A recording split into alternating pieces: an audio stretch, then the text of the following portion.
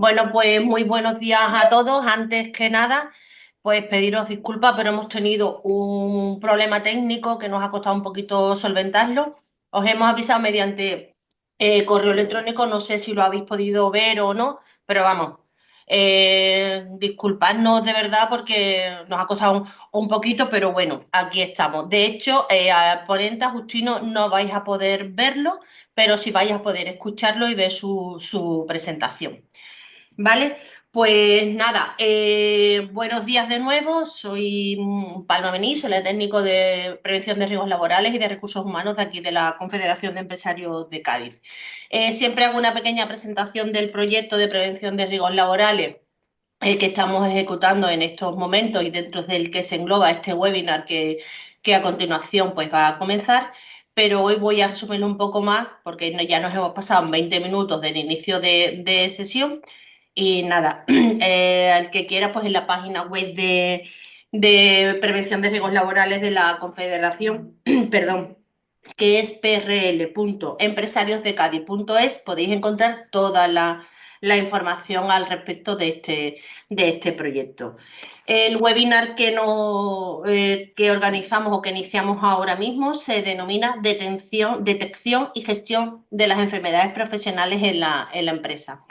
El objetivo que perseguimos con este webinar es proporcionar los conocimientos necesarios para una adecuada detección y gestión de posibles enfermedades profesionales en el lugar de trabajo. Para ello, para explicarnos toda esta materia, vamos a contar con Justino de Anca Fernández, que es responsable de la unidad de enfermedades profesionales en Andalucía de la Mutua Cepello. Vale, como siempre ya es costumbre en estos webinars que nosotros organizamos, cualquier consulta, cualquier duda, cualquier comentario podéis hacerlo a través del chat y yo se lo transmito a Justino al finalizar su presentación y al final de la intervención y un poco antes de cerrar os aparecerá en pantalla el cuestionario de evaluación que como siempre os digo, por favor cumplimentadlo porque eso nos sirve de referencia para ver cómo hemos podido desarrollar este webinar y para posibles actividades o futuras actividades, mejor dicho. ¿Vale? Ya yo me callo, me oculto la cámara y le doy paso a Justino, que es a quien habéis venido a escuchar. Pues cuando quiera, Justino. Bueno, pues buenos días a todos. Siento que no me podáis ver, pero el problema técnico de la cámara no se ha podido solucionar. Pero bueno, lo importante es que me escuchéis y que podamos compartir este tiempo de enfermedad profesional. Eh, Como habéis escuchado, soy el responsable de la unidad de enfermedades profesionales de Asepello en Andalucía, en Extremadura y en Canarias, en Asepello, el cual llevo ya bastantes años y bueno, es un tema que siempre me ha apasionado porque soy especialista en medicina del trabajo, me dedico a esto y es un tema que puede ser farragoso para mucha gente, pero bueno, dedicándole tiempo y formación, evidentemente se puede sacar adelante con relativa facilidad. Sé que es un tema que siempre, digamos que pone un poco los pelos de punta a los empresarios por lo que significa la enfermedad profesional, pero bueno, aquí estoy para desmitificar un poco esto porque realmente no es tanto así. Evidentemente, la existencia de enfermedades profesionales siempre viene provocado por un déficit o por un problema en la prevención. Y evidentemente, si la prevención funciona, pues las enfermedades profesionales se disminuyen o desaparecen. Desaparecen es difícil, pero por lo menos disminuyen su cantidad. Siempre en los foros que habréis estado, habréis escuchado la infradeclaración de enfermedades profesionales. Esto tampoco es así exactamente. La infradeclaración significaría que si nos llegaran enfermedades profesionales a los que somos responsables de declararlas y no las declaráramos y esa infradeclaración, pues evidentemente tendría justificación. Pero el problema de las enfermedades profesionales no es que se infradeclaren, es que se infradetectan. ¿Por qué? Porque aquí en la enfermedad profesional siempre actúan muchos factores y aparte de lo que somos las mutuas o el INS o el Instituto Social de la Marina, que somos los responsables de la declaración, eh, también actúan elementos tan muy importantes como el Servicio Público de Salud. Y en el Servicio Público de Salud, pues evidentemente, según en qué departamento, según sea a nivel hospitalario o sea en primaria, pues muchas enfermedades profesionales pueden pasar desapercibidas por el simple hecho porque no se conocen. O no se conocen, o esos profesionales, estos profesionales desconocen la actividad profesional del trabajador. Entonces, si no hay una buena coordinación entre el trabajo, puesto de trabajo y enfermedad, difícilmente pueden declarar o detectar esa enfermedad profesional y no la pueden enviar. Bueno, yo quiero hablar un poquito del tema histórico.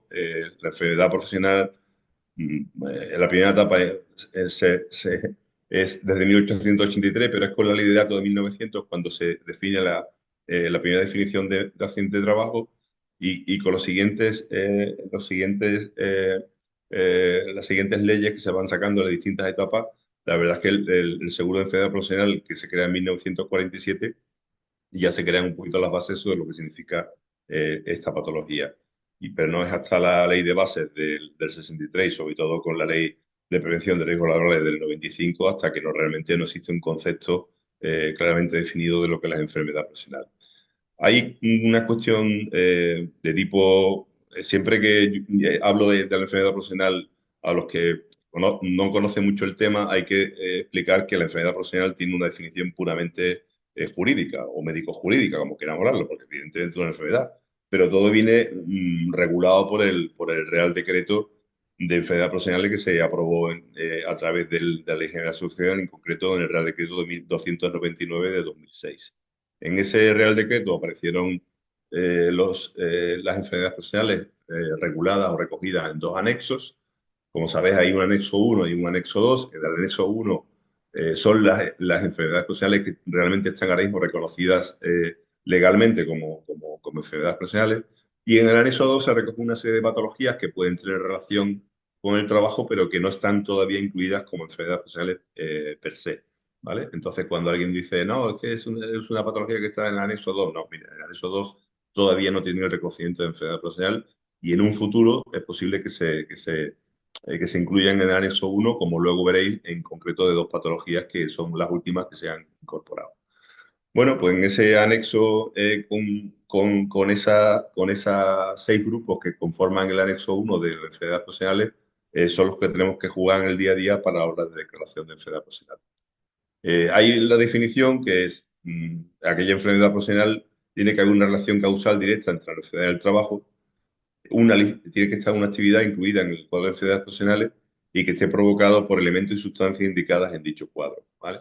Entonces, normalmente esos 6 grupos son grupos cerrados, pero no es así estrictamente. Dentro del grupo 2 de agentes físicos, como veremos luego, existe una serie de, digamos, flexibilización que el legislador dio a la hora de determinar una serie de patologías, ¿no? Que luego comentaremos. Entonces, ¿quiénes son los responsables de la comunicación de declaración de enfermedad profesional? Pues el INS, el Instituto de Sanidad Marina y las mutuas, y lo hacemos a través del sistema CEPROS, ¿vale?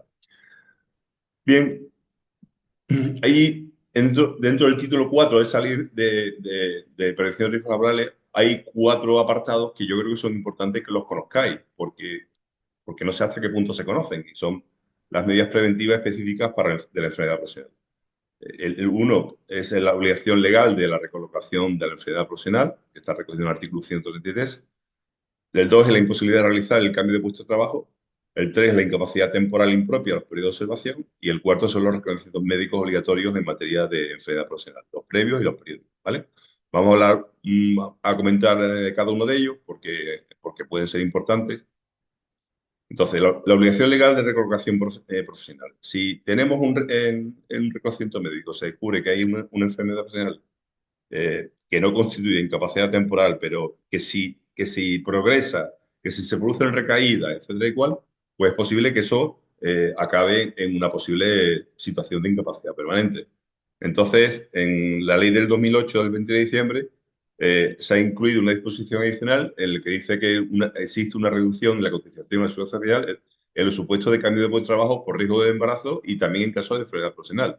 Sería una reducción del 50% de la aportación empresarial por contingencias comunes, con cargos a los presupuestos de la seguridad social. Y será aplicable en los términos y condiciones que reglamentariamente determinen. Son en aquellos casos en que por razón de enfermedad profesional se necesita hacer un cambio de puesto de trabajo para que esa enfermedad profesional que se ha detectado no progrese en la salud de ese trabajador y que no conlleve una posible incapacidad permanente. Y ese cambio de puesto de trabajo que sea compatible, evidentemente, con el estado del trabajador. Aquí, por ejemplo, nos podríamos poner el ejemplo de los casos que se detectaron en Chiclana de silicosis, silicosis grado uno, que la silicosis grado uno, en principio, según la ley, no conlleva incapacidad permanente, pero que claramente la indicación que hay es no volver a exponer a ese trabajador al polvo de sílice. Entonces, ¿qué opción da la ley? Pues recolocar a este trabajador en un sitio donde esté exento de la exposición al polvo de sílice y que no conlleve una incapacidad permanente para ese trabajo. Y existe esta normativa con esta reducción del 50% de la aportación empresarial. Bueno, este es un tema que lo he sacado muchas veces en algunas charlas y increíblemente pues no se conocía este decreto, ¿no?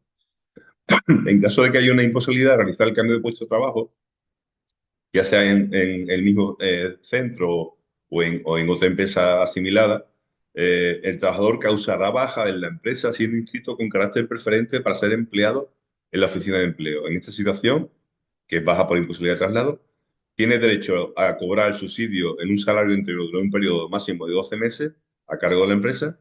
Si transcurrido este plazo persiste la situación de desempleo, cobrará el subsidio durante otros 6 meses más a cargo del INS como subrogado de las competencias del extinguido fondo comisador. Si pasados esos 18 meses no hubiese encontrado empleo, recibe con cargo al régimen de desempleo 6 meses más, prorrogable por otros 6, hasta que pueda encontrar un puesto adecuado a sus posibilidades médicas y laborales, lógicamente. Los periodos de observación. ¿Qué son los periodos de observación? Como sabéis, si no lo sabéis, os lo digo, el periodo de observación es el tiempo que tenemos para poder determinar si esa enfermedad profesional es tal o no. Son 6 meses, en lo cual tenemos el tiempo legal para poder determinar si un trabajador o trabajadora sufre una incapacidad, o sea, sufre una situación de enfermedad profesional, ¿vale? Ese periodo de observación se puede prorrogar 6 meses más siempre que el INS lo considere adecuado, durante el cual el trabajador recibe el 75% de su salario regulador. Al término del periodo de observación, que es un año, la situación puede ocurrir que el trabajador cause alta por curación o mejoría, o que esa situación se convierta en una incapacidad grado permanente, el grado que proceda, ¿vale? O sea que tenemos 6 meses para declarar la enfermedad profesional y 6 meses más prorrogables para en caso de que consideremos que es necesario poder seguir haciendo esto. Y luego está el tema de los reconocimientos médicos. Los reconocimientos médicos muchas veces me preguntan, bueno, ¿una empresa está obligada a hacer reconocimientos médicos? Pues sí, está obligada siempre que haya un riesgo de enfermedad profesional, tanto en el inicio de la actividad profesional como en los reconocimientos periódicos. Entonces, según la ley, esa obligación, si se incumple, pues puede llevar un recargo de prestaciones de un 30 o un 50%. O sea, que estamos hablando de un tema importante. Y puede haber sanciones de, como veis, de 40.985 según la ley, según los artículos 12,2 y 40. Entonces, los reconocimientos médicos, evidentemente, siempre que haya un riesgo de enfermedad profesional, serían necesarios hacerlos antes de iniciar la actividad profesional y en la periodicidad que establezca el servicio de prevención correspondiente, ¿vale? Bueno, pues estos eran los 4 puntos que quería comentar inicialmente para que nos situamos y vemos que la enfermedad profesional como tal tiene un concepto médico, pero fundamentalmente jurídico, y cuando nos enfrentamos a ella, pues tenemos que tener siempre estas condiciones, ¿vale? Eh, Aquí he puesto las dos actualizaciones últimas que ha habido en cuanto a lo que os dije antes, anexo 1, anexo 2, y patologías que estaban en el anexo 2 que no tenían en consideración de enfermedad profesional, pues bueno, después de que las sociedades científicas hayan visto que hay una prevalencia clara y que hay una asociación clara entre la patología y la sustancia correspondiente, pues en concreto en el 2015 se introdujo el cáncer de laringe por amianto dentro del grupo 6 de enfermedades profesionales por cáncer, ¿vale? Y en el 2018 se incluyó el cáncer de pulmón por la exposición al sílice también dentro de ese grupo 6 de enfermedades de origen carcinogénico, ¿vale? Bueno, me sirve este cuadro para que veáis esos dos anexos. Los grupos de enfermedades profesionales, bueno, pues son seis. La enfermedad del grupo uno son enfermedades profesionales por agentes químicos, el 2 es por agentes físicos, el 3 por agentes biológicos, el 4 es por sustancias, enfermedades respiratorias provocadas por agentes que no estén incluidos en los grupos previos, y el 5 enfermedades de la piel, también causadas por agentes no comprendidos, agentes previos. Y último, el 6 que es enfermedades profesionales causadas por agentes carcinogénicos que produzcan cáncer, ¿vale?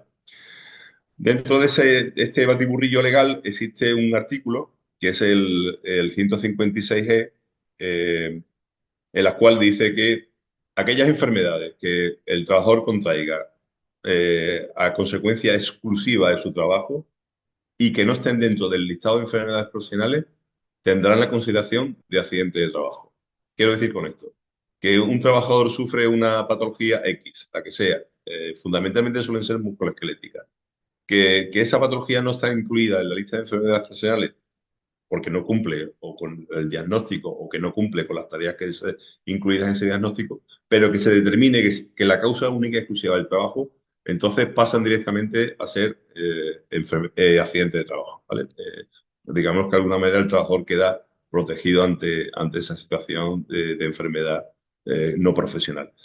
¿Qué ejemplo podemos encontrar con eso? Que en trabajadores manuales que a veces hacen problemas tendinosos en las muñecas, en los antebrazos, y que son tendinitis que no están incluidas en la lista, pues aunque no haya habido un traumatismo, aunque no haya habido una caída, aunque no haya habido un golpe, aunque no haya habido nada agudo, pero si esa persona desarrolla una tendinitis a consecuencia de su trabajo y esa tendinitis no está incluida en la lista de enfermedades profesionales en el grupo 2 como son agentes físicos, pues tendría la consideración de darle el accidente de trabajo. Hay una palabreja que se usa que se llama los panotrax, ¿vale? Panotrax es patología no traumática de la seguridad social. Son aquellas patologías no provocadas por un accidente, como con el concepto que conocemos todos de accidente, que si está provocada por el trabajo, pues tendría la consideración de accidente de trabajo. Bueno, pues ese panotrax encajaría perfectamente dentro de este artículo 156, ¿vale?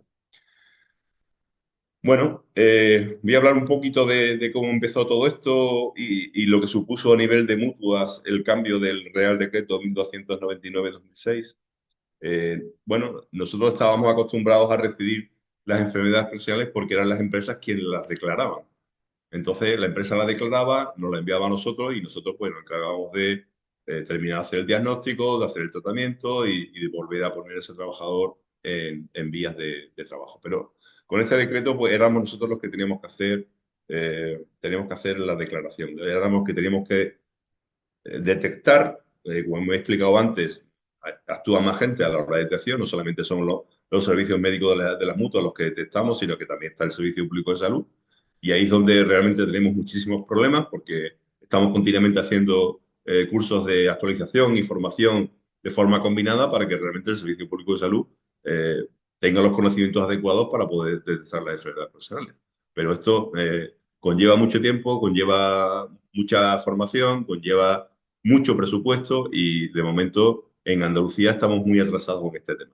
Hay otras comunidades que, como sabéis, tienen un sistema de vigilancia epidemiológica bastante ya avanzado, porque lo llevan muchos años utilizándolo, donde cada vez que haya un diagnóstico de una posible enfermedad profesional en cualquier consulta del Servicio Público de Salud, esa sospecha de enfermedad profesional pasa directamente a salud laboral y salud laboral lo filtra y si considera que sí cumple que podría cumplir con requisitos de enfermedad profesional, pues lo deriva a la mutua correspondiente para que la mutua determine si realmente cumple con los criterios o no. Eso en Andalucía de momento no existe y aunque ha habido precisamente en Cádiz, en concreto desde que empezamos con el tema de la silicosis, un embrión bastante importante sobre el tema de este procedimiento de vigilancia epidemiológica, de momento no está funcionando. Sé que ha habido movimientos y que los hay por parte de la inspección de los servicios médicos del SAS de poner en marcha el procedimiento y de hecho se están haciendo, digamos, situaciones experimentales en algunos servicios para poder en marcha esto, pero hasta que no se ponga en marcha realmente de momento no está funcionando y vamos atrasados en este tema de la detección de enfermedades sociales. Bueno, como decía, cuando este reto llega a nosotros, pues es un tema complicado. Es un tema complicado porque la enfermedad profesional es un tema complicado, no es un tema básico ni baladí. Aquí se contemplan siempre varias posibilidades, había que mejorar la detección, el diagnóstico, la asistencia y había que tirar todos en la misma dirección, porque para nosotros las mutuas tenemos una capacidad de poder no solamente diagnosticar, porque tenemos muchos medios para poder hacer las pruebas complementarias necesarias, las analíticas necesarias, lo que sea necesario, sino que además tenemos un departamento de peritaje, de ingenieros, tienen la capacidad, para nosotros son fundamentales para poder poner nuestros ojos en las empresas. Tiramos mucho de los estudios preventivos que las empresas manejáis bueno, para determinar las condiciones de un puesto de trabajo, pero muchas veces hay muchos trabajos que tienen mucha heterogeneidad en sus funciones y hasta que no mandamos a un técnico preventivo que vaya al puesto de trabajo y que nos haga una visualización, no solamente en un informe escrito, sino además con visualizar con fotos y vídeos del trabajo que realmente realiza ese trabajador, muchas veces no tenemos una visión global, una visión integral de realmente cuáles son las cargas físicas que tiene un trabajador en su puesto de trabajo. ¿De acuerdo? Entonces, hubo que poner en marcha un sistema de coordinación, por un lado con las empresas y por otro lado con las distintas inspecciones, para digamos, intentar meterle la mano al tema de la creación de la enfermedad profesional. Entonces, tres áreas de la mutua, como es la sanitaria, la seguridad y higiene y prestaciones, pues tuvieron que ponerse a trabajar en conjunto para poder, bueno, pues dar realmente una respuesta a lo que el gobierno, lo que la administración nos propuso, que nos encargáramos del tema de la enfermedad profesional. Entonces se crearon una serie de unidades de referencia, a la cual yo pertenezco, a la que tenéis ahí en el sur, 5 unidades en toda España, eh, que servíamos, digamos, como apoyo técnico a nuestros compañeros de los distintos centros asistenciales para bueno, pues darles ese apoyo técnico específico sobre el tema de enfermedad profesional. Entonces, seguimos teniendo reuniones periódicas donde manejamos, donde valoramos una serie de casos clínicos, una serie de situaciones muy específicas, muy concretas para dar esa solución a los distintos compañeros que trabajan en los distintos centros asistenciales. Y bueno, y eso además significaba poner en marcha 4 patas fundamentales en el tema de la enfermedad profesional, que es la formación, la comunicación, la investigación y el control y seguimiento. Como veréis ahora, en el tema de la declaración de enfermedad profesional hay un desfase o un desequilibrio importante entre los distintos grupos que conforman el anexo 1 de las enfermedades profesionales. Por el motivo que expliqué al principio, y que lo repetiré las veces que haga falta, es que no hay medios ni conocimientos suficientes en muchos servicios médicos para hacer la detección de la enfermedad profesional. Entonces, esas 4 patas de formación, comunicación, investigación, control y seguimiento son fundamentales y se quedan cortas. Es decir, que tengo muchas reuniones y muchos cursos que vamos dando por los centros de prevención de riesgos laborales, con las unidades de inspección de los servicios médicos, tanto del SAC como del INS, actualizando el tema del concepto de enfermedad profesional, que, pero siempre, en mi opinión, nos quedamos cortos porque las distintas promociones de médicos que teníamos un conocimiento más o menos completo del tema de enfermedad profesional, muchas nos vamos jubilando y las nuevas promociones, pues necesitan actualizar conceptos para que esto no quede en el olvido. Bueno, esas unidades de referencia, las funciones que hacíamos, como he dicho, gestión sanitaria de los casos de cada área de influencia, y con ayuda en los centros asistenciales, un seguimiento epidemiológico de esas enfermedades profesionales y las funciones de formación, elaboración y realización de guías sanitarias, evidentemente basadas en la evidencia científica. Fue la formación, cursos de enfermedades profesionales que dábamos de forma periódica, de multiconferencias mensuales, casos que habíamos resuelto y teníamos una casoteca para que todo el mundo tuviese acceso a esos casos y poder consultarlos, secciones monográficas con guías de asistenciales de enfermedades profesionales. Eh, Eso es fundamental. Durante muchos años hemos sido y seguiremos siendo pata indispensable en la formación de las distintas promociones de médicos residentes de enfermedades profesionales que pasan por aquí y que, bueno, de alguna manera colaboramos en su formación profesional como especialistas en medicina del trabajo. Eh, en cuanto a comunicación, bueno, pues hay jornadas continuamente de la cuesta en la que se proyectan las actuaciones que hacemos a nivel de enfermedad profesional y, bueno, a todas, tanto tengo la suerte de colaborar, o he colaborado no solamente con la Confederación de Empresarios, sino que cuando ha habido algún sindicato que ha pedido nuestra ayuda para formar parte de algunas de las sesiones que realizan dentro de los servicios de prevención, pues bueno, pues acudo gustoso porque si hay una cosa que me gusta es dar formación y actualizar conceptos a gente que lo necesita. Luego, en temas de investigación, bueno, se hacen estudios epidemiológicos sobre cuáles son las enfermedades profesionales más prevalentes, las comunicaciones que hacemos con distintas instituciones, la colaboración que hacemos con otras mutuas. Como sabéis, aunque tenemos cada uno nuestro nombre y apellidos, pero ya conformamos grupos homogéneos de varias mutuas dentro de un modelo común. La participación absolutamente continua en jornadas en congresos nacionales e internacionales y, como he dicho antes, con la colaboración de las unidades docentes que me hicieron el trabajo con los residentes de medicina del trabajo. ¿Vale? Y luego los indicadores de gestión de las posibles enfermedades profesionales. Nosotros, en el grupo 2 de enfermedades musculoesqueléticas de agentes físicos, que son los prevalentes, que se llevan realmente la gran parte del pastel dentro de la declaración de enfermedades profesionales, lo que hicimos fue hacer un seguimiento epidemiológico de las declaraciones de los compañeros de los distintos centros asistenciales de nuestra área de influencia. Entonces, semanalmente nos dedicamos a repasar los diagnósticos de cada uno de nuestros compañeros que incluyeran alguna palabra dentro del listado de enfermedades profesionales y veíamos que se hicieran las cosas de forma adecuada. Si veíamos que alguien había dicho que alguien tenía una epicondilitis, pero no lo ponía como enfermedad profesional, pues bueno, pues hacíamos un seguimiento, llamábamos al compañero, nos dábamos un correo, oye, ¿por qué tal? ¿Por qué cual? De manera que tuviésemos un poco unos indicadores y una respuesta a cuando el INS nos preguntara, oye, ¿habéis declarado una epicondilitis como accidente de trabajo o no como profesional? ¿Cuál es el motivo? Y había que darle una respuesta con unos argumentos lo suficientemente contundentes. Entonces había que hacer un seguimiento epidemiológico. Y luego las guías de gestión asistencial que son evidentemente muy, muy necesarias para que como sistemas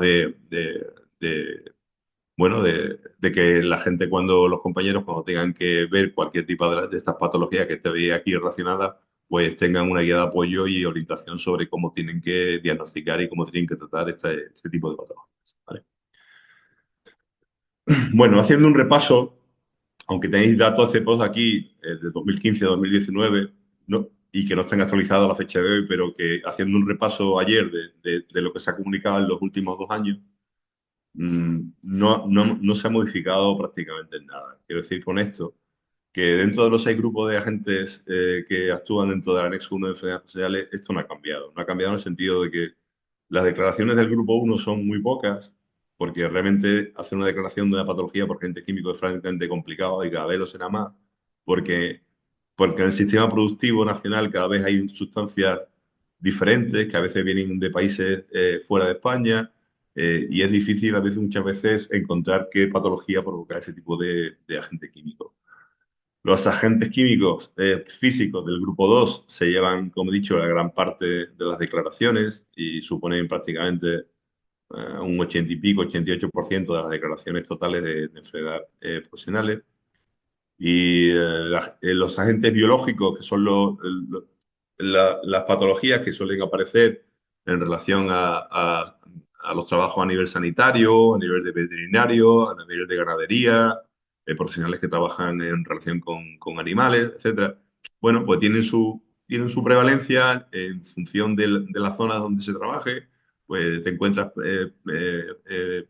profesionales que tienen una brucelosis porque tienen contacto con ganado en zonas ganaderas, y te encuentras a los trabajadores hospitalarios que desarrollan una gripe A, o trabajadores que desarrollan una sarna porque trabajan en centros auxiliares en geriatría de la tercera edad, o en centros de confinamiento, en cárceles, etcétera. O sea, que existen patologías que están determinadas dependiendo de la actividad y sobre todo dependiendo del lugar donde se trabaje. Y luego están el grupo 4 y el grupo 5. Grupo 5 y el 4, el 4 que son las enfermedades inhaladas por sustancias no incluidas la patología, los grupos anteriores, es un grupo muy amplio. Un grupo muy amplio de a veces difícil detección por parte de los servicios de asistencia en el Servicio Público de Salud. ¿Por qué? Porque desde una rinoconjuntivitis que se puede producir porque alguien esté en contacto con harinas en una panadería, o que esté en contacto en el campo con alguna sustancia, con algunas maderas y tal y cual, y da unos síntomas muy inespecíficos, y entonces muchas veces se catalogan como resfriados cuando realmente son rinoconjuntivitis a consecuencia de la exposición a sustancias de alto peso molecular. Y que si evolucionan en el tiempo. Entonces, como la gente que esté en los sitios que se hace el diagnóstico no esté al tanto de la relación trabajo y enfermedad, difícilmente esas patologías se detectan. No se detectan y por tanto no se declaran. Entonces, pues, bueno, pues conlleva su problema, evidentemente. Luego las enfermedades de la piel son muy visibles. La enfermedad de la piel no tiene mayor problema a la hora de detección, porque bueno, las dermatitis, ya sean por sensibilización a sustancias o ya sea por irritación de sustancias, son fácilmente visibles. Y luego está el gran grupo, bueno, el gran grupo por decir gran, porque realmente las declaraciones, como veis, grupo 6, 23, 37, 50, 27 en un año, indica que no se detectan enfermedades de cáncer profesional. Y eso es un gran iceberg que está ahí escondido, y que evidentemente sabemos que hay muchísimas más enfermedades provocadas por agentes carcinogénicos de lo que se declara. Pero claro, tiene que ser sustancias que muy bien conocidas, como en su momento produjo el amianto, o como puede provocar la sílice con los trabajadores que hayan estado en contacto con la sílice, para que se declaren esas enfermedades profesionales. Como veréis más adelante, son muy conocidas, pero dentro de unos ámbitos muy concretos. Entonces, aquí tenéis, mira, agentes químicos. Dentro del grupo uno se declara entre 2015 y 2018 un 3,08% de la enfermedad profesional. Grupo 2, un 82,12%. Grupo 3, 5,11%. Grupo 4, 4,21%. Grupo 5, 5,28%. Grupo 6, 0,16%. Para que veáis cómo funciona esto. Es decir, los trastornos musculoesqueléticos son fácilmente visibles y diagnosticables y por tanto declarables. Pero de los otros grupos, como realmente no haya una buena formación dentro del sistema público, difícilmente se van a declarar esas patologías. Bueno, aquí están los datos de CEPROS de casos con baja. Es una cosa que también es importante saber y conocer, que de los casos que se declaran, realmente los casos con baja y los casos con sin baja son más o menos un 50%. O sea que no todo lo que se declara como enfermedad profesional causa baja, ni por supuesto todo lo que se declara como enfermedad profesional acaba con una incapacidad permanente, como veremos ahora más adelante. Hay que también desmitificar eso, es decir, la enfermedad profesional, la que sea, pues, tiene su tratamiento, y excepto situaciones muy específicas donde sabemos que si no se deja de trabajar ahí va a seguir la enfermedad profesional, la mayoría de ellas se solucionan sin ningún tipo de secuelas. Vale, hay una cosa que me enorgullece, y es que dentro del sistema total, ASEPELLO declara el 24,59 o 23,78 con respecto al sistema nacional, ¿vale? O sea que declaramos enfermedades profesionales. Yo entiendo que a nivel de la empresa, el que se declaren enfermedades profesionales para muchos puede ser un conflicto, pero yo siempre le digo lo mismo a todos los directores con los cuales de nuestros centros que nos dicen lo mismo. Si una empresa se, eh, digamos, se lleva las manos a la cabeza porque haya una enfermedad profesional determinada, o dos, o tres, o cinco, yo estoy encantado de ir a esa empresa a hablar con ellos y explicarles cómo se soluciona esto.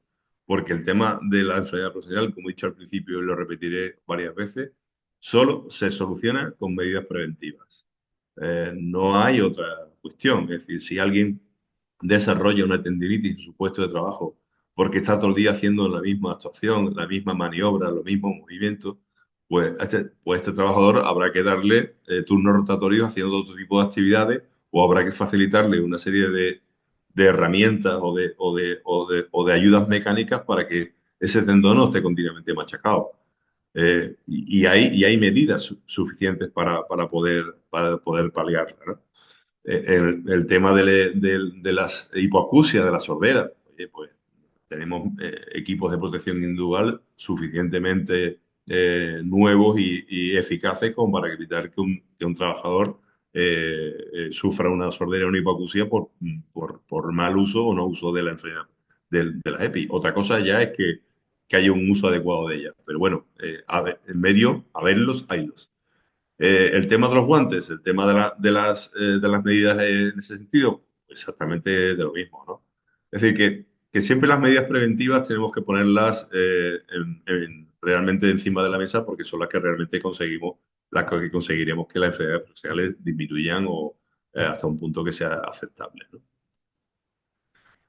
Bueno, estos son los datos en relación con los partes de accidentes. Prácticamente lo que he dicho son prácticamente iguales en cuanto a los casos sin baja con los casos con baja. O sea, un 50% con baja, un 50 y pico, 50 sin baja. Y bueno, los accidentes tienen su consideración y ahí está la proporcionalidad, pero no conlleva la enfermedad profesional per se una baja médica en absoluto, ¿vale? Bueno, porcentajes de agentes físicos, como he dicho por parte de ASPELLO, pues se acerca al 80%, el 79,04, agentes químicos muy poco, 1,79, carcinogénicos prácticamente 0,10 inexistente, las patologías dermatológicas, las respiratorias 4,79 y agente biológico 8,77. Dentro de las ocupaciones del grupo 2 que más nos encontramos está en el sector de servicios, con carnicería, vendedores, personal de limpieza, peones de la industria manufacturera, que son los que se llevan los que tienen un trabajo manual, los que pueden desarrollar patologías dentro de este grupo 2. El grupo 3 fundamentalmente el personal sanitario, el grupo 5 de la patología dermatológica, el personal de limpieza, la peluquería, la industria alimenticia. El grupo 4 que es la patología respiratoria, pues fundamentalmente en los últimos años ha sido en relación con esa, eh, bueno, cascada de casos de silicosis que han ido saliendo, los casos de asma en aquellas empresas, aquellas industrias donde hay una exposición a pólenes o a sustancias de alto peso molecular. El grupo uno que es agentes químicos, pues habitualmente suelen en relación con los metales, con los albañiles, con el tema del cemento, la industria de alcoholes, cosméticos, perfumes. Y el grupo 6 fundamentalmente la exposición a amianto, arsénico y níquel, que son las tres sustancias junto con el sílice que ahora mismo podemos ver con mayor frecuencia dentro de este grupo 6 de agentes carcinogénicos. Si nos vamos a la patología del grupo D de agentes físicos, como veis, fundamentalmente son las patologías de codo, la epicondilitis y la epitrocleitis, lo que se lleva el gato al agua, en la mano, lo que es la tendinitis de Kerben, que afecta al pulgar, y los dedos en resorte, que afecta a cualquier dedo de la mano, que provoque una limitación de movilidad porque se produce una estenosis de la vaina del flexor, o en el hombro, en el manguito rotadores, en aquellos trabajos que impliquen trabajos por encima del plano del hombro y que también provoque esto. Y luego, otro súper frecuente después de la tendinitis, que son el túnel carpiano. El túnel carpiano, para muchos que consideran que el túnel carpiano, evidentemente es una patología que se puede producir no solamente a nivel laboral, sino a nivel familiar, social, o sea, sin relación con el trabajo, pero que tiene que tener una serie de condicionantes para diferenciar una cosa de otra. Es decir, el túnel carpiano no es una enfermedad profesional y ya está. No, el túnel carpiano se puede provocar en una ama de casa perfectamente. ¿Por qué? Porque el túnel carpiano se produce porque hay un atrapamiento del nervio en una muñeca o en las dos por los trabajos manuales, por los trabajos de movimiento repetitivo, por los trabajos donde existe una carga o una postura mantenida y que evidentemente hay una serie de factores que coadyuvan o predisponen a que se produzca ese compromiso. Pero, y aquí es donde muchas veces se nos puede producir mayor problema, porque nos dicen por sistema, no, es que hay un túnel carpiano en las dos muñecas, cuando es diestro o es zurdo. A ver, los trabajos manuales son trabajos bimanuales, no de una mano. Evidentemente, un carnicero usa su mano derecha con su cuchillo para deshuesar 500 jamones, pero la mano izquierda sujeta el jamón y la fuerza que tiene que realizar la mano izquierda para sujetar el jamón también es importante. Luego, cuidado, no caigamos en eso tan fácil. Es decir, no, como es diestro, como es zurdo, no puede ser que tenga un túnel carpiano bilateral. Pues sí, lo puede tener, ¿vale? Igual que las camareras de piso, igual que las limpiadoras, igual que aquellos trabajos que impliquen un movimiento repetitivo de las dos manos, sea o no sea diestro o sea zurdo, ¿vale? Bueno, dentro del grupo de enfermedades del grupo 3 biológicos, pues el personal sanitario y no sanitario, pero que tenga relación con enfermedades de ese tipo, pues son las que evidentemente tienen de mayor predominancia. Luego, en el grupo del 5 de dermatitis, como he dicho, el personal de limpieza, los trabajos de peluquería, la fabricación de la pintura, pues son los que tienen mayor prevalencia de este tipo de enfermedades. Otra duda que también se plantea mucho es el tema de las dermatitis. Las dermatitis, para que no nos lleve a engaño, las dermatitis, ya sean por sensibilización a una sustancia o ya sean por irritación a una sustancia, las dos son enfermedades profesionales. Es decir, no, mire usted, es que esta persona no se ha sensibilizado a nada. Ya, pero tiene una dermatitis irritativa porque está en contacto con productos de limpieza que le provocan una dermatitis irritativa.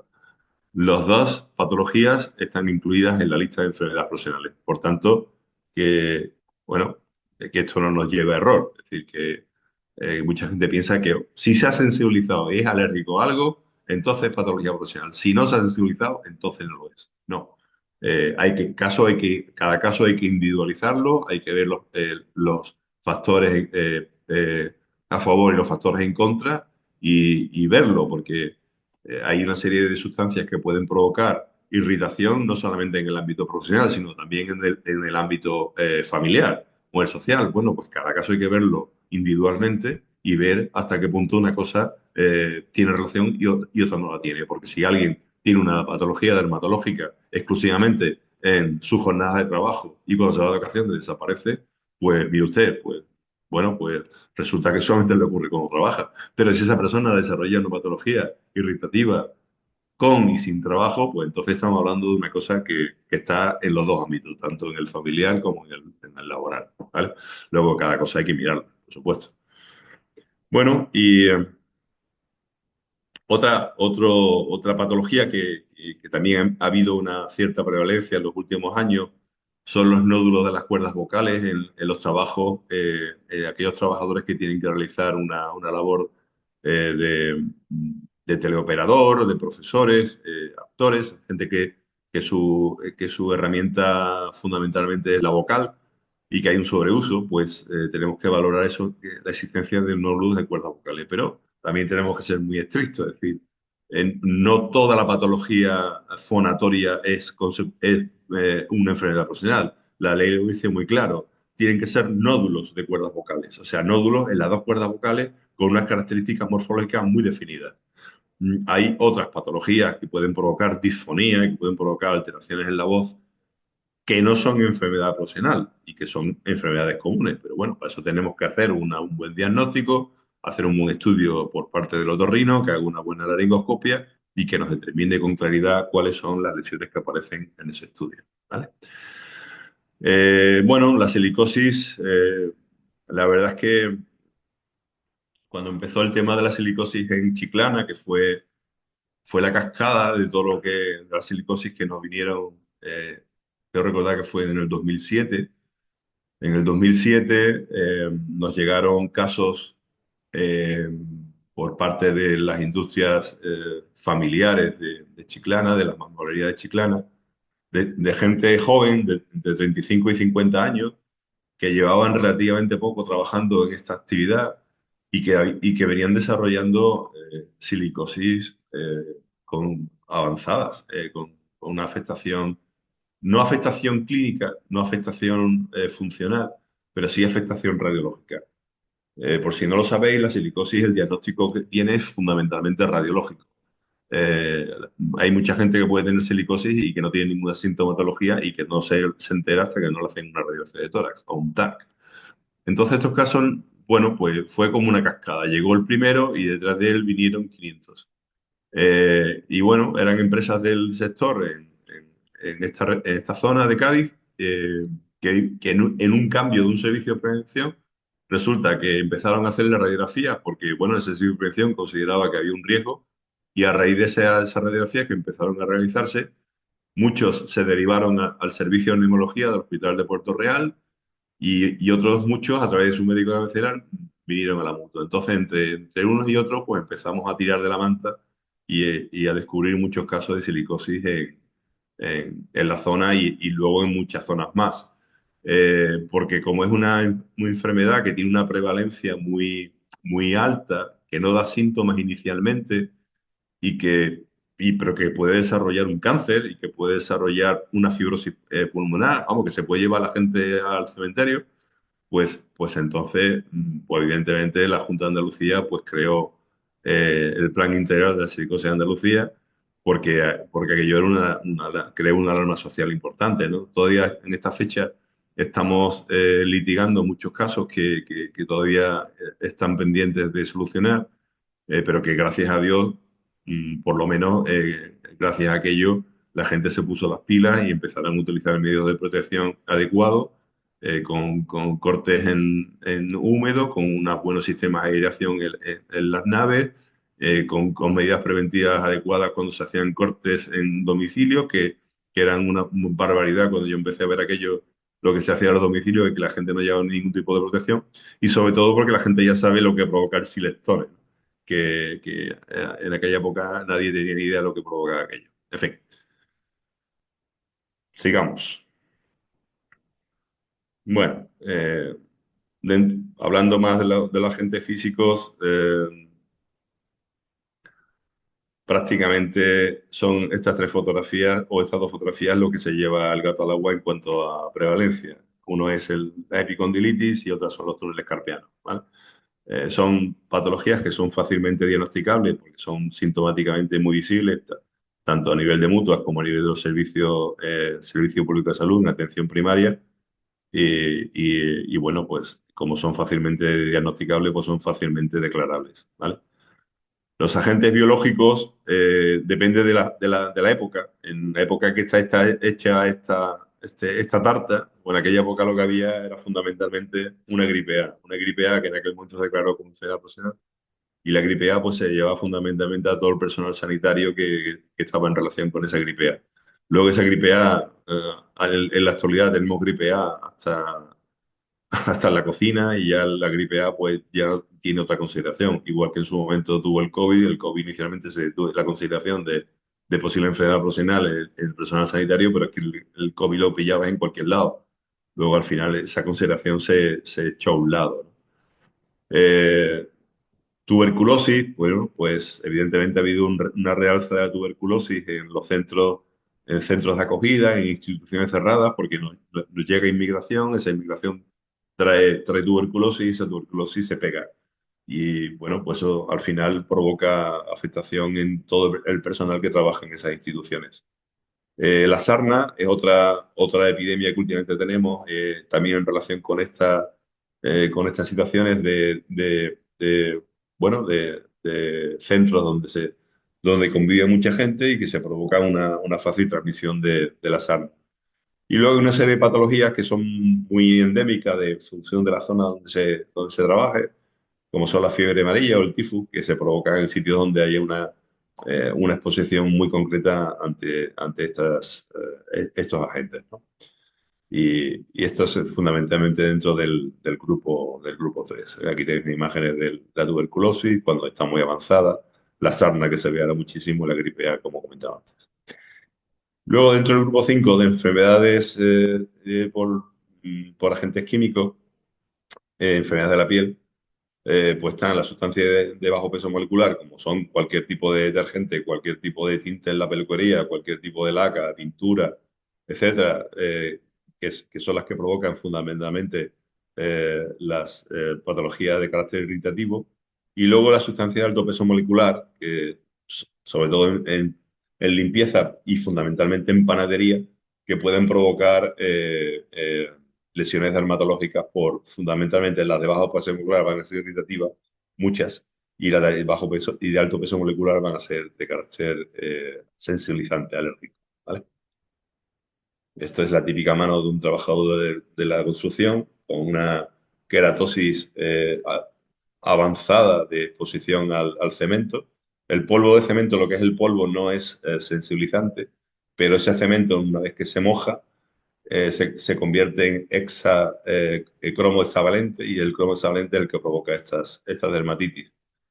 Y bueno, los trabajadores de la construcción, los viejos, los antiguos, toda su vida han tenido dermatitis por el cemento, que más o menos se han manejado con las cremas, con los guantes y con todo, pero llega un momento en que esa piel, es prácticamente el manto ácido ha desaparecido y llegamos a situaciones de estas características donde la posibilidad de seguir trabajando es difícil.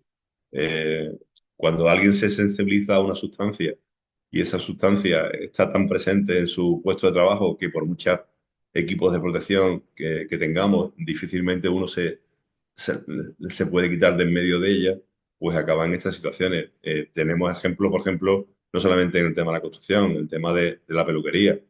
¿Cuántas peluqueras, peluqueros desarrollan cuadros de dermatitis o cuadros de asma en relación con la exposición a los tintes, al PPD, y que no pueden evitar el estar en contacto?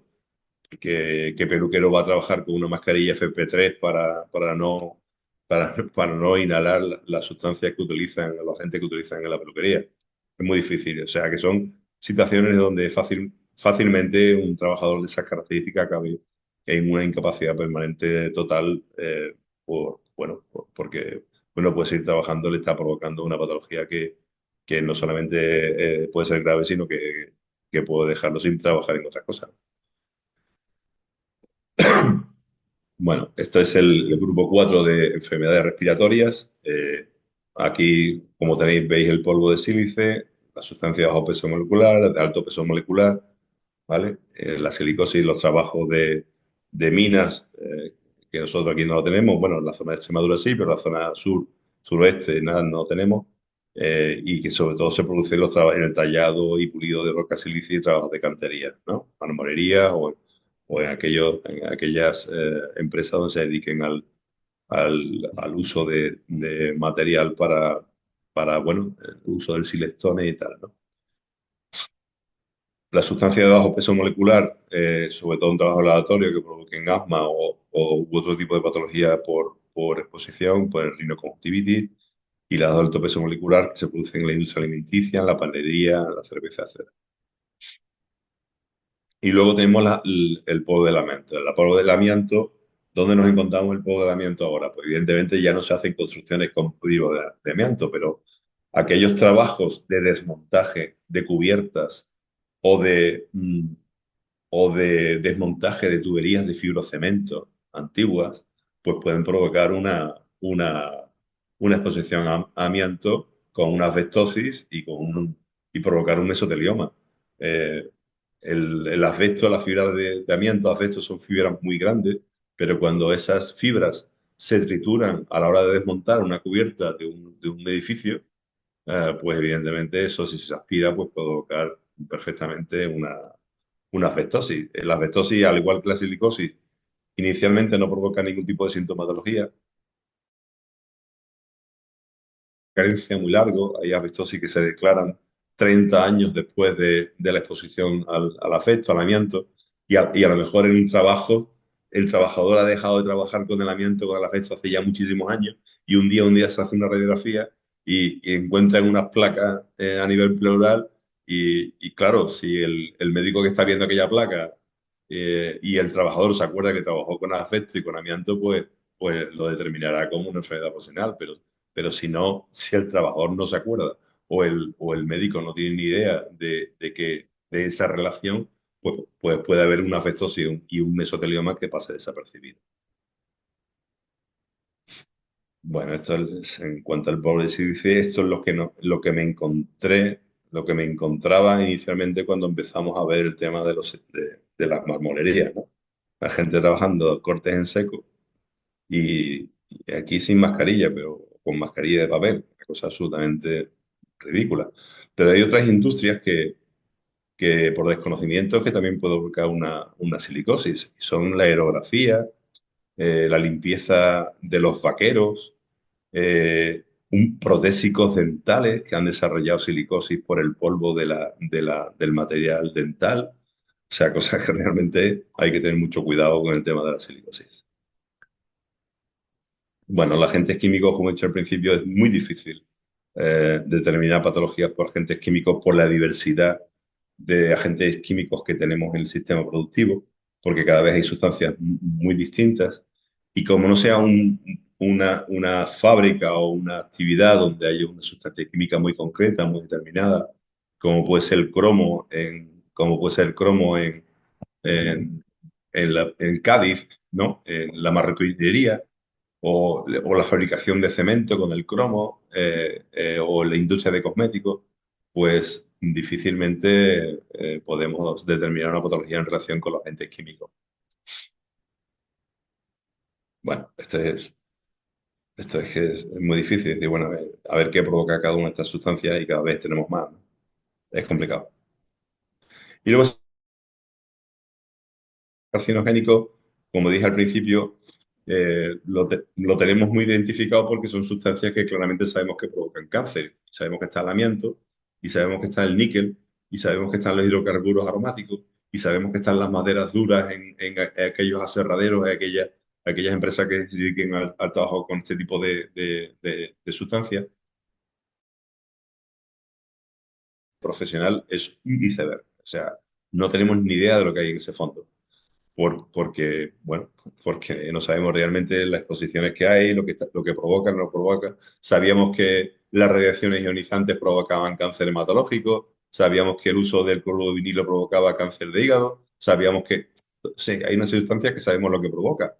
Pero claro, si a una mutua le llega un trabajador diciendo, mire usted, trabajo en contacto con tal sustancia y tengo tal patología, oye, pues eh, tú llegabas, lo veías, le hacías las pruebas correspondientes, lo diagnosticabas y lo podías determinar. Pero si ese trabajador llega a un sitio donde el que lo ve no sabe que esa patología tiene relación con su trabajo, porque no sabe cuál es su trabajo, porque muchos médicos de cabecera no tienen ni idea cuál es el trabajo real de un trabajador, pues difícilmente puede coordinar trabajo y enfermedad, y por tanto, si no hay trabajo y enfermedad, no hay enfermedad. Bueno, estos son los cánceres que veíamos con el cáncer de vejiga, el mesotelioma, los cánceres hematológicos por radiaciones, los cánceres en los senos por la madera dura, pero realmente son muy raros, muy raros. Y bueno, y esto es lo que decía sobre el tema de las incapacidades permanentes. El mito de una enfermedad profesional igual a incapacidad permanente, no es así, o sea, en absoluto. O sea, de las 5.000 o 6.000 enfermedades profesionales que se declaran en un año en el CEPELLO, pues 63 propuestas, ¿vale? 63 propuestas, de las cuales 55 fueron respiratorias, ¿vale? 3 fueron por una dermatitis de un tipo, una fue por una patología tendinosa del manguito rotadores, que estaría ya la criatura hecha polvo, y otra fue por una lesión del nervio cubital y una por una epicondilitis, ¿vale?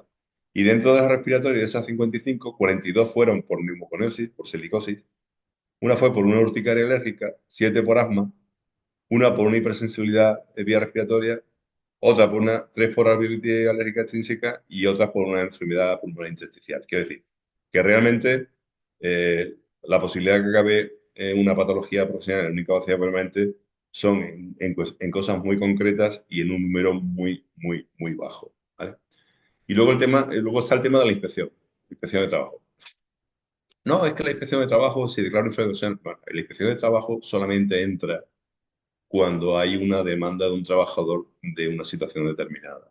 O entra cuando hay una epidemia de una patología profesional en una empresa, porque se declaran 10 epicondilitis. O entra cuando hay un caso de una patología grave, como son la silicosis, como son las asbestosis o como es una patología cancerígena. Pero en el resto no puede, no tiene posibilidad de entrar, no entra porque no tiene capacidad. Pero es que además es que tampoco es necesario. Es decir, que la inspección de trabajo realmente ni tiene personal para poder abarcar todo eso, ni realmente necesita entrar en ese tipo de patologías como no haya una situación específica que lo determine. Bueno, estas son las principales ocupaciones en relación con las incapacidades totales, los trabajos en canteras, minas, el tallado y pulido de roca silicia, todo por silicosis, neumoconiosis, el trabajo de panadería por una hipersensibilidad, por una rinitis alérgica o por un asma, en personal de limpieza porque ha hecho una dermatitis de contacto, en fabricación de resinas, una urticaria alérgica, en la industria cosmética, farmacéutica, pues alguien que ha desarrollado un asma y una dermatitis por una producción de nitratos metálicos. Es decir, que como veis, las patologías que pueden acabar en capacidad permanente están muy definidas dentro del grupo. Bueno, nosotros con toda la experiencia que ya vamos acumulando después de que empezamos con este, pues, ¿qué hacemos? Pues hacemos una serie de campañas de sensibilización sobre las EPS, sobre las enfermedades musculoesqueléticas, las recomendaciones que hay que hacer en el tema de vendedores, de tienda, personal de limpieza, las patologías dermatológicas, sobre todo en personal de limpieza y peluquería, son las que más afectan a la hora de usar las medidas preventivas, porque en el tema de la prevención, tan importante es que la empresa se dé cuenta de que invertir en prevención sale barato. También los trabajadores tienen que saberlo. Los trabajadores tienen que saber que una patología profesional no solamente puede acabar con su vida profesional, sino que puede provocar un problema de salud importante. Por tanto, las medidas de prevención no solamente las debe de conocer, sino que debemos de explicarles, si no las usan, lo que puede provocarles. Y esto hay que hacerlo continuamente, porque la memoria que tenemos es una memoria siempre muy selectiva y siempre se nos van olvidando las cosas. Entonces, hay que estar encima de esto continuamente, porque es lo que realmente con lo que conseguiremos que las enfermedades sociales disminuyan hasta un término razonable. Pero las patologías respiratorias, porque las patologías respiratorias, si tenemos unas sustancias que pueden provocar una patología respiratoria, pues tan sencillo como usar las medidas de prevención que tenemos. Si están en talleres, las medidas de aireación, la eliminación de polvos, el uso de las mascarillas por parte de mascarillas adecuadas y específicas para cada tipo de polvo, sustancia o agente al cual vamos a estar expuestos. Es decir, que son enfermedades que son fácilmente prevenibles. ¿Vale? Bueno, nosotros, como sabéis, ya no hacemos labores de prevención, desgraciadamente, porque creo que fue un error la separación de mutua del servicio de prevención, en mi opinión. Pero realmente cuando mandamos un técnico para evaluar un puesto de trabajo, eh, si hay alguien que vea algún déficit preventivo notable que provoque esa patología, lo normal es que se haga un asesoramiento a la empresa sobre esa patología, ¿no? Que haya una adaptación y cambio de puesto de trabajo, que se hagan estudios de investigación con distintas posibilidades de mejorar las condiciones laborales que no solamente repercuten en el trabajador, sino que repercuten en la empresa de forma notable. O sea, las empresas, evidentemente, si los trabajadores trabajan en unas condiciones adecuadas, las empresas les revierte positivamente. Esto es así, eso está súper estudiado. Bueno, y esto es un poco la pongo al final porque quiero que es lo que más, porque quiero que sea una de las cosas que mejor se recuerde, ¿vale? Yo realmente no voy a enrollar mucho más porque lo que me gusta lo que me gusta de estas situaciones, de estas charlas, de estos cursos, es las preguntas y las respuestas, aclarar dudas, ¿vale? Entonces, yo voy a hablar un poco de cómo se desarrollamos el algoritmo de cuando nos llega una enfermedad profesional y qué es lo que hacemos. Y luego quiero que me preguntéis y que las dudas que haya, pues las podamos resolver, porque yo creo que es muchísimo más enriquecedor, ¿no? A nosotros nos llegan las sospechas de enfermedad profesional por 3 vías, ¿no? Bueno, diría por 4, ¿no? Por el servicio de prevención, muy pocas. Por el servicio público de salud, más. Y por una determinación de contingencia del invocada por el trabajador, ¿vale? Pero también nos llega, y donde nos llega más es por el propio trabajador, que nos llega diciendo, a ver, mire, es que me he llevado, yo qué sé, una semana recogiendo ese tipo de cosas y a raíz de eso, pues vengo con este problema en la mano o en la muñeca, en el codo, en donde sea. Entonces, nosotros ante esta situación, evidentemente ese trabajador tiene que venir con volante de asistencia de la empresa. O sea, ya se llegó a un acuerdo hace ya tiempo en el cual si queríamos considerar una enfermedad profesional tenía que venir con un argumento lo suficientemente, digamos, oficial, ya sea con un documento de estas 3 instituciones o con un volante de asistencia de la empresa para que nosotros podamos entrar en materia.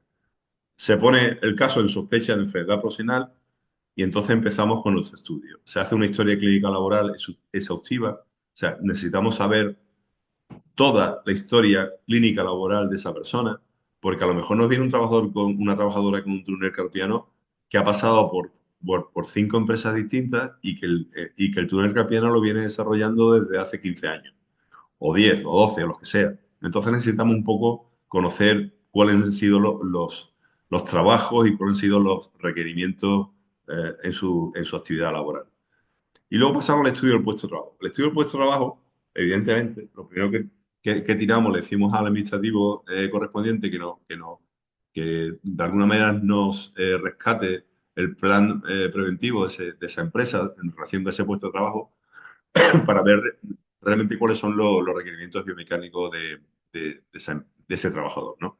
Hay trabajos que son absolutamente innecesarios pedir un estudio del puesto de trabajo, porque si nos llega un trabajador de una empresa X que hace un trabajo muy específico y que sabemos desde hace ya tiempo un histórico de cuáles son sus requerimientos, pues al mismo no nos hace falta.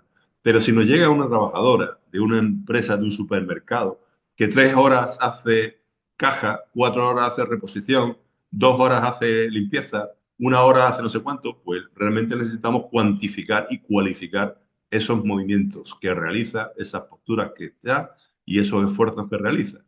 Entonces necesitamos un estudio del puesto de trabajo y mandamos a un técnico para que nos lo evalúe y nos haga sus fotos y nos haga sus vídeos para que realmente sus ojos nos dé luz a la hora de realmente cuáles son las actividades que realiza.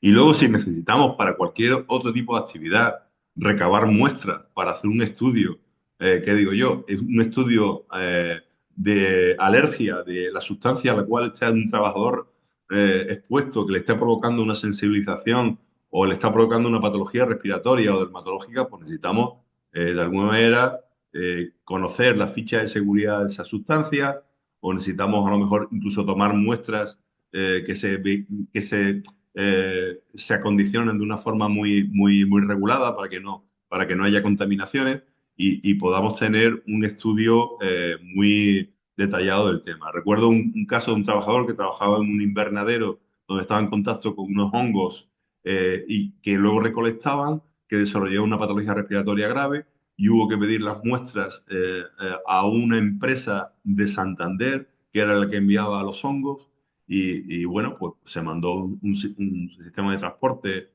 oficializado que recogió las muestras, se vinieron por acá, se analizaron, se estudiaron y vimos que ese señor se había sensibilizado a ese tipo de hongos. Pero bueno, son cosas muy, muy, muy realmente muy, muy concretas, ¿no? Una vez que tenemos el mecanismo causal que esté incluido en el cuadro, porque claro, si alguien nos dice, mire usted, esto eh, me lo ha provocado el trabajo, pero ¿usted en qué trabaja? No, mire usted, yo soy administrativo, administrativo, mis tareas es un teclado o un ratón y tal. A ver, a no ser que el teclado y el ratón lo tenga usted colocado en una situación que le esté provocando una compresión de las muñecas, que no es lo lógico, difícilmente vamos a considerar un túnel carpiano o una tendinitis de la mano o una tendinitis estenosante de los dedos a consecuencia de un trabajo administrativo. Difícilmente no, yo diría que imposible. Entonces, pues tiene que haber un mecanismo causal que cuadre y que esté en el listado de enfermedades profesionales, ¿vale? Nosotros tiramos de un manual que es muy importante, el manual 1120.0, que nos lo desarrolló el Servicio de Higiene y Seguridad del Trabajo de ASPELLO hace ya muchos años, en el cual, tirando de las guías europeas de biomecánica, sobre todo de la guía sueca, del criterio SALSA, pues había que cuantificar un poco y poner una línea. Es decir, hasta qué punto un movimiento repetitivo o una postura forzada puede ser enfermedad profesional y cuál no. ¿Cuántas horas tiene que estar alguien haciendo ese tipo de movimiento? ¿Qué fuerza tiene que desarrollar? ¿Cuántas repeticiones tiene que hacer en el minuto para que consideremos eso una enfermedad profesional? Y había que poner una línea. Entonces se creó un manual diciendo, mire, en este trabajo, por debajo de 2 horas o por debajo de 4 horas, no cumple con el criterio. Si está por encima, pues sí cumple con el criterio. Porque es que, si no es que es muy difícil. Es decir, si no cuantificamos eso y ponemos un número en la hora, a la hora de las repeticiones, a la hora de las cargas, a la hora de los pesos, difícilmente lo podemos encuadrar en una enfermedad profesional si no tenemos esa valoración. El INS hizo lo mismo, o sea, el INS cuando creó sus listas, o el Instituto Nacional de Higiene del Trabajo hizo lo mismo. Creó unas fichas técnicas sobre lo que significa repetitividad, lo que significa de postura forzada, lo que significa tal y cual, porque es que si no es imposible determinar lo que puede cumplir o no para poder determinar una enfermedad profesional. Porque además cada trabajo y cada trabajador es distinto, porque tú pones un trabajador al lado de otro haciendo la misma actividad y uno puede desarrollar una patología profesional y otro no, y hacen la misma actividad. Entonces, cada ser, cada individualidad, pues cumple con con unos criterios muy personales. Pero bueno, si no establecemos esa línea, ese criterio cuantitativo, difícilmente podremos determinar la patología profesional. ¿Vale? Bueno, pues una vez que tenemos la historia clínica laboral, que sabemos que hay un mecanismo causal en el cuadro, y que nosotros hemos hecho nuestro trabajo, que es la orientación clínica con el diagnóstico y con las pruebas que para nosotros es lo más sencillo. O sea, hacer un diagnóstico de una enfermedad es muy sencillo, relativamente sencillo, pero el estudio del puesto de trabajo y los requerimientos biomecánicos es realmente donde es complicado. Pues una vez que tenemos eso, podemos determinar si la contingencia, si es una patología común, si es una patología de certeza de enfermedad profesional o si es un accidente de trabajo, ¿vale? Tenemos las tres opciones. Entonces, por ejemplo, os voy a poner un ejemplo, ¿no? O tres ejemplos. Una trabajadora de 45 años, cajera, 20 años de antigüedad en una sucursal bancaria, que le remite a su médico de atención primaria por un túnel carpiano bilateral, ¿vale? Que tiene un hipotiroidismo, 2 cesáreas y una ecosistomía dentro de sus antepersonales, y que tiene dolor, parestesia nocturna, en muñeca izquierda sobre todo, aunque es diestra, de varios meses de evolución y que no mejora con el tratamiento. En la exploración hay un signo de tinel linfales en positivo que para nosotros indica que hay un compromiso del nervio mediano. Las placas son normales y el electromiograma indica que hay un atrapamiento severo moderado del mediano en el izquierdo y moderado en el derecho. Es un túnel carpiano bilateral de predominio izquierdo, es claro. Pero esta señora cumple con criterios de enfermedad profesional, con el tipo de trabajo que realiza, pues consideramos que no, ¿vale? Consideramos que no. Entonces, ante esa situación, pues hacemos el estudio del puesto de trabajo, no presenta factores biomecánicos que cumplan con los requisitos exigidos por la enfermedad profesional y lo derivamos al Servicio Público de Salud y lo consideramos una contingencia común, ¿vale? ¿Vale? Bueno, otro caso. Un trabajador de 25 años, agrícola, que lo remite a su empresa por dolor e impotencia funcional en el antebrazo derecho que lo relaciona con su trabajo, ¿vale? No tiene antecedentes, hace caza de vez en cuando y que lleva un dolor progresivo de disvolución en el antebrazo derecho que no le deja coger ni un vaso, ¿vale? No ha tenido ningún traumatismo, lleva 2 meses en ese trabajo, que es un trabajo temporal, pero que en las últimas semanas ha tenido que acelerar mucho porque está la recogida de la fruta. En la inflamación, o sea, la exploración ve una inflamación severa en la cara dorsal del antebrazo, además muy característico porque lo tocas, haces mover la muñeca y aquello crepita. Crepita es la misma sensación que cuando uno pisa la nieve, ¿vale? Y un balance articular limitado. Se le hace una ecografía y tiene una tenosynovitis de los extensores de la muñeca con un derrame de la vaina sinovial, que es lo que está provocando esa crepitación. Bueno, pues es una tendinitis de los extensores de la muñeca derecha, pero la tendinitis de los extensores de la muñeca derecha está en la lista de enfermedades profesionales. Pues mire usted, pues no, no lo está. Entonces, artículo 156E2, patología causada exclusivamente por el trabajo que no esté en la lista de enfermedades profesionales, la consideración, perdón, es accidente de trabajo, ¿vale? Para nosotras, patología no traumática de la seguridad social, artículo 155.2e, ¿vale? Y el último caso, bueno, lo hemos comentado, pero eso es lo que hemos visto. Paciente de 38 años con 10 años en la empresa, sé que llevaba relativamente poco, y otros 5 en otra anterior de la misma localidad, o sea que llevaba 15 años trabajando en eso.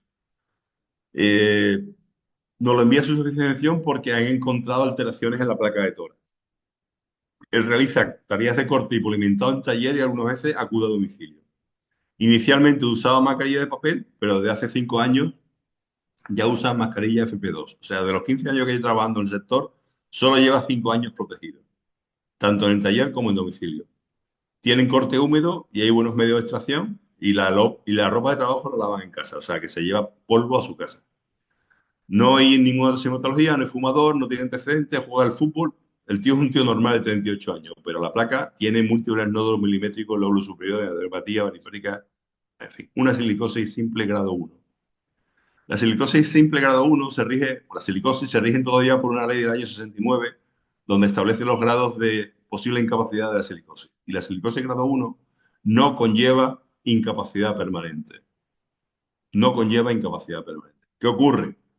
Que este trabajador normalmente suele ser una empresa donde trabajan 10 y donde es imposible colocar a esta criatura en otro sitio. Entonces, como es imposible colocar a este trabajador en este sitio, el INS de Cádiz inicialmente los declaró a todos como eh, no afectos de incapacidad permanente y alta, supuestamente alta. ¿Qué ocurría? La empresa no lo podía reubicar de nuevo porque ya sabía que tenía una silicosis. Entonces los despedían, despedidos.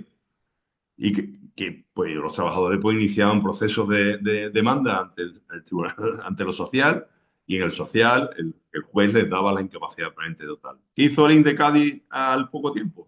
Pues una disposición transitoria y técnica en el cual, aunque no conllevaba grado de incapacidad, la silicosis grado 1, pero por las situaciones de no poder reubicarlo en otro puesto de trabajo, lo declaraba como incapacidad permanente total. ¿Vale? Bueno, pues estos son casos en el cual nosotros lo determinamos como EP de certeza y los enviamos al CEPROS. ¿De acuerdo?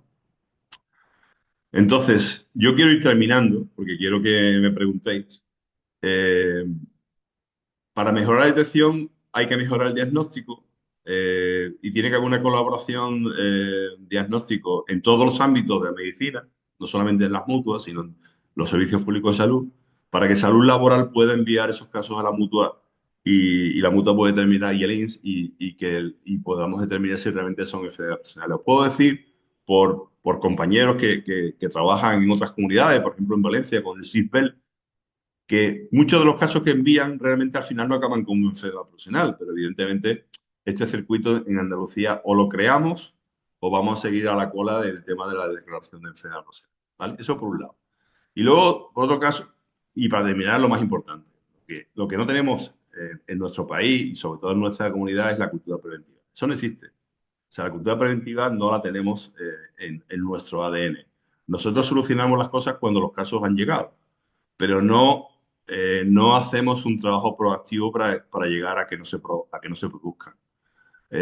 Nuestro sistema productivo y empresarial, vosotros lo sabéis mucho mejor que yo, está de alguna manera por cultura, porque da en nosotros, pues somos muy buenos a la hora de solucionar las cosas cuando nos han llegado los casos, pero no tenemos una cultura de prevenir esas cosas y es lo que tenemos que intentar evitar. O sea, tenemos que crear los suficientes argumentos, los suficientes procedimientos como para que eh, para que, para que creamos que realmente gastar en prevención lo tengamos claramente integrado, que gastar en prevención al final nos ahorra mucho dinero porque nos ahorra salud, nos ahorra un montón de procedimientos sancionadores a algunas empresas y que realmente al final nos acordamos de cuando nos dijeron que invirtieran en un servicio de prevención adecuado para que no ocurriera luego el resultado final. Bueno, yo con esto no quiero terminar. Yo podría estar hablando de enfermedad profesional hasta mañana por la tarde, pero creo que lo más importante es que haya bueno, que haya dudas y que esas dudas se intenten resolver y que haya preguntas para que yo pueda responder. Siento que no me veáis la cara, me gustaría conoceros personalmente, pero bueno, la situación técnica hoy no ha sido, no lo ha facilitado. Y nada, estoy aquí a vuestra disposición para cualquier pregunta que queráis hacer. También tenéis o tienen mi correo electrónico, lo digo siempre, si alguien tiene alguna duda y quiere preguntarme algo con más detalle, tiene mi correo electrónico, estoy a disposición para responder a cualquier duda que haya.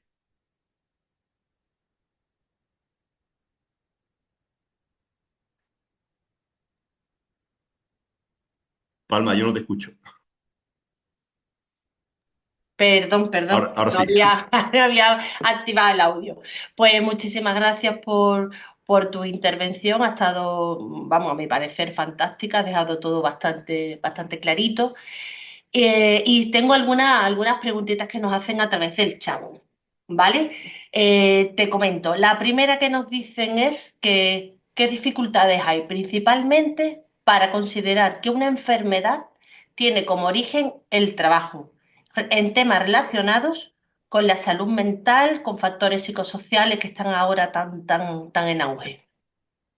Sí, bueno, el tema de los factores psicosociales es una cosa que está encima de la mesa, pero que realmente aún no está regulado ni está incluido en lista de enfermedades profesionales. Todo lo que conlleve factores psicosociales, problemas de salud mental en relación con el trabajo, todo está ahora mismo considerándose si se considera que realmente tiene relación con el trabajo como accidente de trabajo, ¿vale? Como enfermedad profesional, no aún, porque exige un trabajo muy concienzudo a la hora de determinar esos factores, a la hora de hacer un diagnóstico y que haya una prevalencia clara y evidente y una relación muy clara y evidente entre ese factor psicosocial y el trabajo, ¿vale? Entonces, como en todo, no solamente en el tema de enfermedad profesional, vamos en relación a lo que se esté actuando a nivel europeo. O sea, si hay una directiva europea o hay una proposición europea que adecue o que relacione los factores psicosociales con el trabajo, pues seguramente nosotros lo adaptaremos. Pero de momento no hay nada. O sea, no hay nada en el tema de patología profesional, enfermedad profesional, me refiero en cuanto a los factores psicosociales, ¿vale? Perfecto. Nos preguntan también que cuál es la responsabilidad de una empresa si a una persona trabajadora se le detecta una enfermedad profesional tras un periodo de trabajo relativamente corto, unos meses. Vale, bueno, al igual que he dicho antes que tenemos que cuantificar las horas, los movimientos, las posturas a la hora de determinar la enfermedad profesional, también determinamos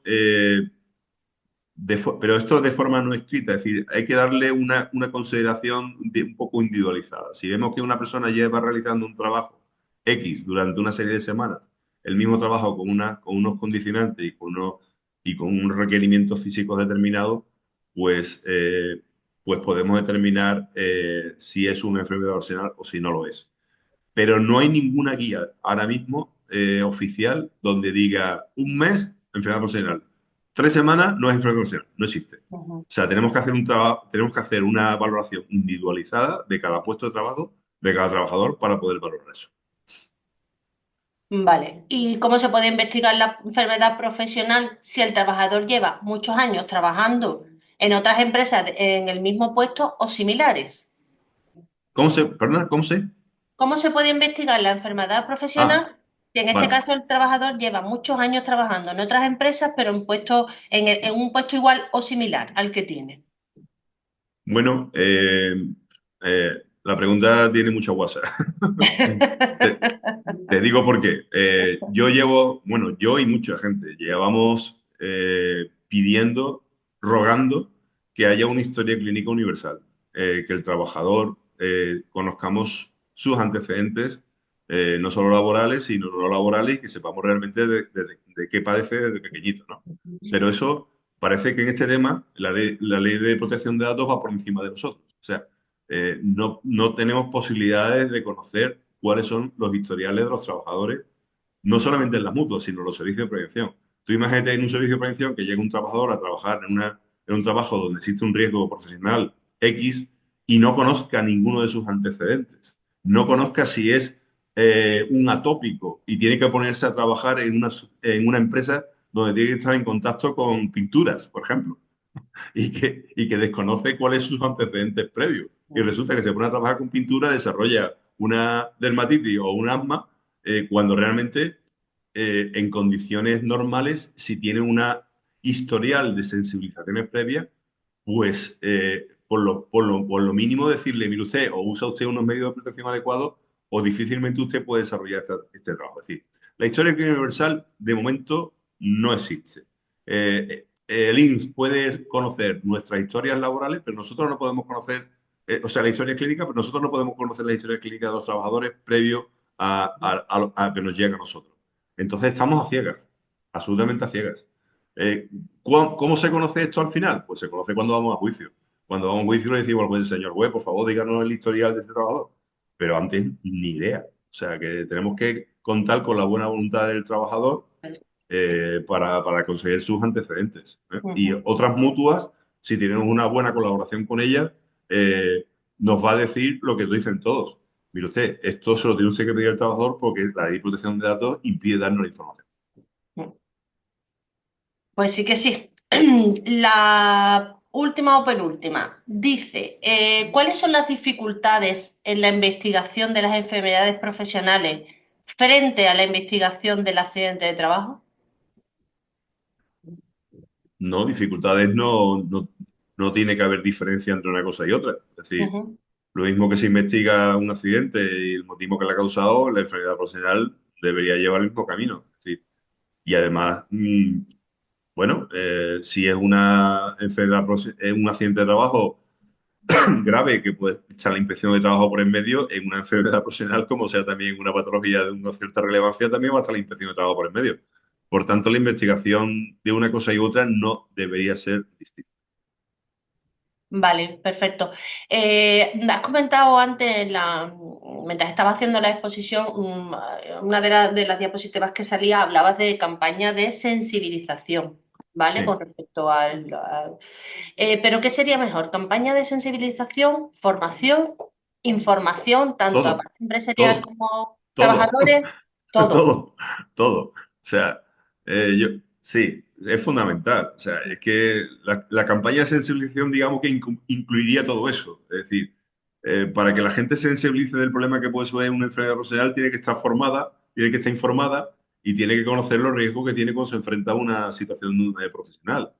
Por eso, tan importante es que las empresas conozcan cuáles son los riesgos de sus actividades, como que los trabajadores que vayan a desarrollar ese tipo de actividad.